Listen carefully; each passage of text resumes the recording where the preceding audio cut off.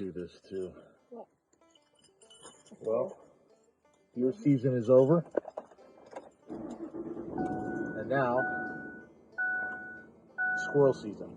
So we're gonna go squirrel hunt this morning, try to get a few in the bag, and I really want some squirrel pot pie. So yeah, I want squirrel mids. I don't know. So we're gonna head out to the woods, creep in, see if we can find anything, and we'll keep you all posted. We're off. It's 40 degrees here in Florida this morning, which is too cold for me.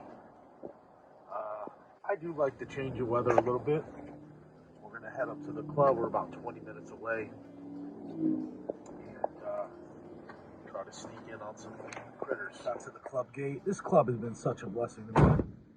We joined this club 2 years ago. It's only like 20 minutes from the house. Man, if you live in a state where you have the ability to get into a club with good friends, and it's close to your house and you love to be outdoors, do it. Take the extra money. I know it's not cheap, but it is so worth it. I bring the kids out here. I bring friends out here, and it is just a blast. We have a great time, and I get to hunt this place from deer season all the way to spring turkey, man, and it is phenomenal. So make the investment and get it done. We're going to creep back through here, kind of see if we can push back and see if we get anything moving around. But we might have, you know, that's the thing. They say the early bird gets the worm, and there's no doubt the early hunter gets the squirrel, apparently. So let's see what happens. Well, we've learned that just like every other critter, dawn and dusk is the best time. We got out here a little late.